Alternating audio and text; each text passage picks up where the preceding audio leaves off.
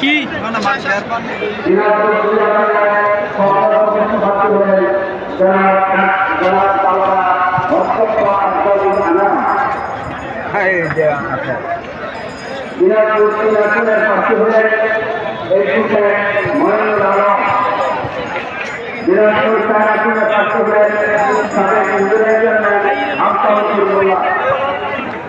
অনেক লোক দিনাজপুর 5 আসনের প্রার্থী হলেন তাদের উপজেলা আনোয়ার হোসেন। দিনাজপুর 5 আসনের প্রার্থী হলেন জামাত ইসলামের 6 আসনের প্রার্থী হলেন জামাত ইসলামী দিনাজপুর জেলার সাবেক আমির জনাব আনোয়ার হোসেন।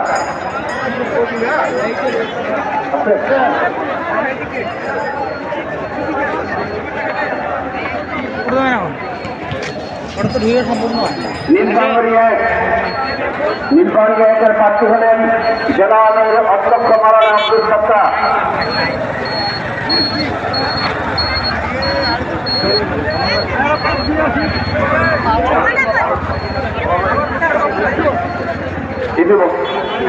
ইতিমধ্যে আমাদের মাঝে উপস্থিত হয়েছেন বাংলাদেশ জামাত ইসলামীর সম্মানিত সেক্রেটারি জেনারেল সাবেক এমপি সংগ্রামী জননেতা অধ্যাপক মিয়া গোলাম ফরোয়ার। অধ্যাপক মিয়া গোলাম ফরোয়ার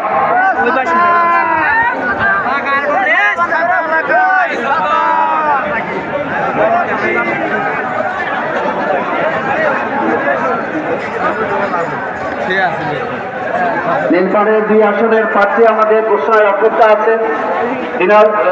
নীলফামারীর 3 আসনের প্রার্থী হলেন রংপুর মহানগরীর সাবেক সেক্রেটারি জনাব ওবায়দুল্লাহ সালাফি। নীলফামারীর 4 আসনের প্রার্থী হলেন মাওলানা হাফেজ আব্দুল মুনতাকির। লালমারিয়ার 1 আসনের প্রার্থী হলেন জনাব আনোয়ার ইসলাম রাজু। লালমারিয়ার 2 আসনের প্রার্থী হলেন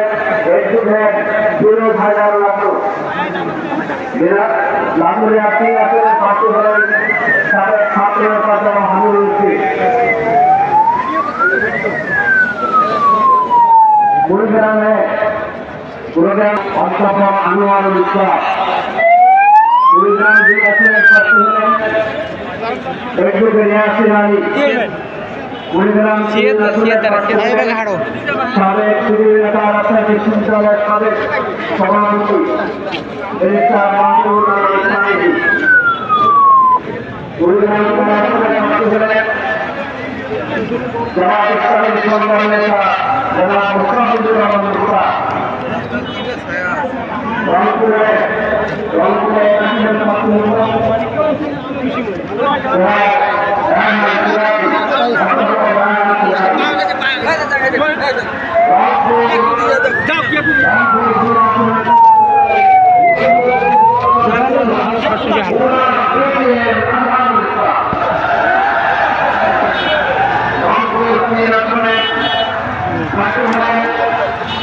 জামাত ইসলামের কেন্দ্রীয় গণপরিষদ সদস্য রংপুর মহানগরীর সাবেক আমির অধ্যাপক মাহবুবুর রহমান গোলাম।